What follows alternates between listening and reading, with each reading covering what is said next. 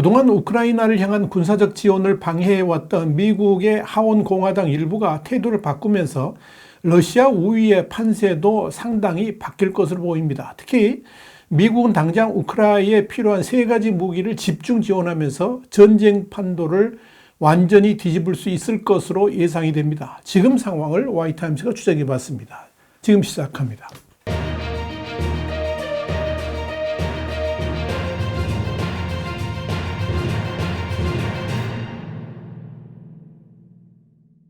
영국의 텔레그래프는 현지 시간으로 27일 조 바이든 미국 대통령이 우크라이나에 610억 달러, 한 82조 2,585억 원을 추가로 지원하겠다는 제안을 이 공화당이 막은 지 6개월이 지난 지금 하원의 마이크 존슨 의장이 일부 강경파들의 반대에도 불구하고 우크라 지원과 관련된 표결 일정을 잡을 것으로 보인다 그러면서 은퇴와 특별선거로 인해서 하원을 장악하던 공화당이 전체 의석 438명 중에서 과반수선이 민주당과 단 2석 차로 줄어든 상황에서 이 존슨 의장이 극우 공화당 극단주의자들의 반대도 불구하고 초당적 지지를 받는 우크라 지원 법안 등을 민주당과 협력해서 처리할 것으로 보인다. 이렇게 보도했습니다. 미국 하원은 현재 4월 첫째 주까지 휴회 기간이기는 합니다만은 이후에 하원이 소집되면 존슨 의장이 먼저 민주당에게 우크라이나 관련 법안 처리를 요구하게 될 것으로 예상됩니다. 여당인 민주당은 우크라이나에 대한 강력한 지원이 필요하다면서 해당 지원 법안의 통과를 강력히 요구하고 있습니다. 이렇게 우크라이나 지원 법안이 하원에서 통과되면 조 바이든 정부는 곧바로 우크라이나에 대한 군사적 지원에 착수할 것으로 보입니다. 텔레그래프는 미 하원에서 이 우크라이나 지원 법안이 통과되는 대로 지금 당장 우크라이나에 필요한 3가지 무기에 집중해가지고 즉각 지원에 나설 것으로 예상된다. 이렇게 보도를 했습니다. 특히 미국은 급하게 우선 지원하는 3가지 무기만으로도 전쟁 판도를 뒤집을 수 있다라고 판단하고 있습니다. 지금 우크라이나에게는 포탄이 가장 필요합니다.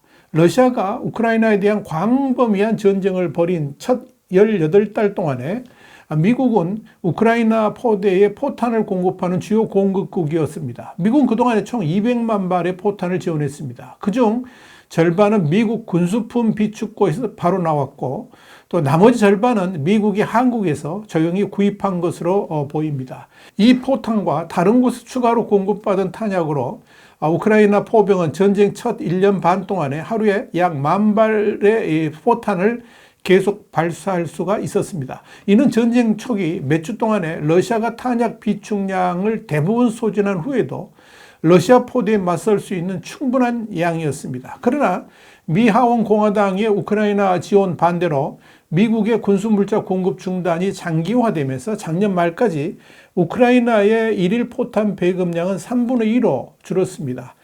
전쟁이 가장 암울했던 2월에는 러시아의 야전군들이 동부 도시인 이 아우디유카에 우크라이나 요새에 근접했을 때 러시아군은 우크라이나군의 5배에 달하는 포탄을 발사하면서 반격에 대한 두려움 없이 우크라이나 방어시설을 파괴하고 또 접수했습니다. 결국 이 아우디유카를 내준 것은 우크라이나군이 러시아군을 공격할 포탄이 부족하면서 제대로 된 대응조차 못해보고 물러났다. 이렇게 보면 됩니다. 그 말은 현재 우크라이나군이 최전선에서 고전을 하고 있는 중요한 이유는 미 하원 공화당의 일부 강경파들이 우크라 지원을 반대한 탓이다. 이렇게 정리할 수가 있다 하는 이야기입니다.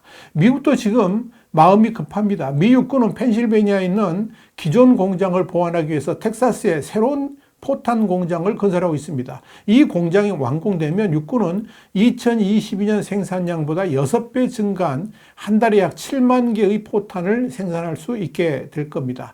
포탄 한 발당 $5,000를 지불할 자금만 있다면 대부분의 포탄이 우크라이나로 가지 못할 이유가 없다 하는 이야기입니다.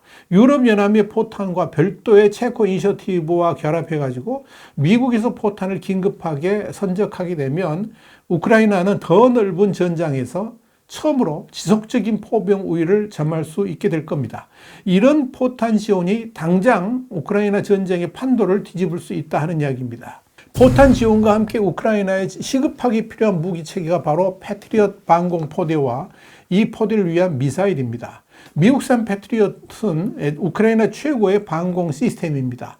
사거리 90마일, 그러니까 한 145km의 미사일은 가장 빠른 러시아의 미사일을 제외한 모든 미사일을 안정적으로 격추하고 또 러시아 전투기를 파리처럼 격추할 수가 있습니다. 지난달 13일에 우크라이나 공군이 러시아 전투기 13대를 격추했을 때 이 대부분의 격추를 수행한 것은 바로 이동식 패트리엇 포대였던 것으로 밝혀졌습니다. 그러나 현재 우크라이나는 약 30개의 발사대를 갖춘 패트리엇 포대가 4대가 있었는데 그중 3월 초에 발생한 엄청난 로켓 매복 공격으로 한 쌍의 발사대를 잃었습니다. 그래서 지금은 3대만 남아있는 상황입니다. 그중 하나는 수도 키우를 방어하고 있고 또 다른 포대 하나는 흑해에 있는 우크라이나의 전략 항구 오데사를 보호하고 있습니다. 그리고 세 번째 포대는 러시아 제트기와 교전하기 위해서 최전방으로 이동한 것으로 보입니다. 이상적으로 본다면 우크라이나는 6개의 대도시에 각각 10억 달러 규모의 이 패트리엇 포대를 배치하고 동부와 남부 전선에도 각각 1개씩 배치해야 됩니다. 그리고 이 포대들은 가장 빠른 속도로 자유롭게 발사할 수 있어야 되는데 이는 각각 약 300만 달러의 비용이 드는 미사일을 안정적으로 공급해야 된다는 것입니다.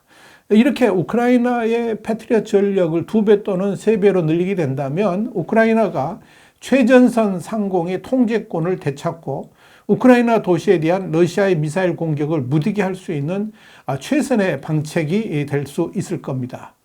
이렇게 우크라이나에게 포탄과 대공 방어망을 보충했다면 그 다음 중요한 것이 우크라이나의 기계화 여단을 강력하게 만드는 일입니다. 현재 제47 기계화 여단은 M1 에이브런스 탱크와 M2 브래들리 전투 차량을 포함해서 미국산 장갑차의 주요 운영자라고 할 수 있을 겁니다. 세계 최고의 장갑차 중 하나인 M1 69톤이고요. M2 42톤은 각각 120mm 주포와 25mm 자동포로 무장한 데다가 두꺼운 장갑으로 이렇게 덮여 있는데 47여단은 이를 정말 잘 활용하고 있습니다. 아우디카 서쪽에서 러시아 공격 그룹을 반격하는 이 M1과 M2는 러시아의 겨울 공세를 무디게 만들었고 포병 보급이 바닥난 우크라이나의 영토 손실을 최소화하는 데 기여했다. 이렇게 볼 수 있습니다. 그러나 미국은 현재까지 M1 31문과 M2 200여 문밖에 지원하지 못했습니다. 하원의 공화당이 더 이상의 지원을 막았기 때문입니다. 여기에 그동안에 전쟁을 치르면서 M1 중 4대와 M2 중 30대 이상이 파괴되고 다른 대포는 손상됐습니다. 그러다 보니까 47여단에 대한 추가 지원이 지금 절실한 상황입니다. 일단 미 육군은 수천 대의 구형 M1과 M2를 창고에 보관하고 있습니다. 물론 우크라이나 전쟁에 나가기 전에 정비 작업이 필요하지만 10억 달러면 작업 비용과 신속한 운송 비용을 충당할 수 있을 것으로 보입니다.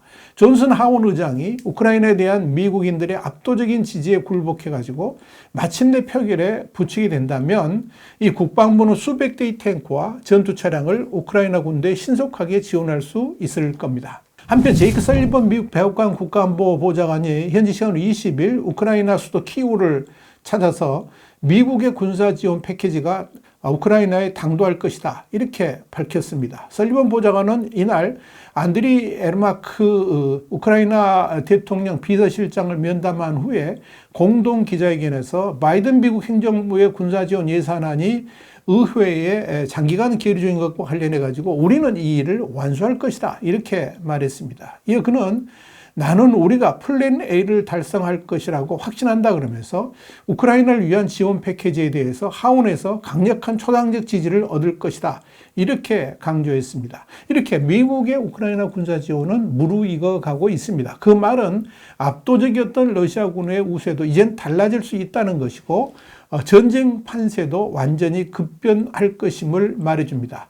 이런 가운데 러시아는 IS의 모스크바 테러로 공포와 불안에 휩싸여 있습니다. 그렇게 되면 푸틴은 이제 내우외환의 이중 전쟁을 치려면 됩니다. 꽃피는 봄이 오면 우크라이나 전쟁 판도도 바뀔 수 있기를 희망해 봅니다. 와이타임 정세 분석이었습니다. 감사합니다.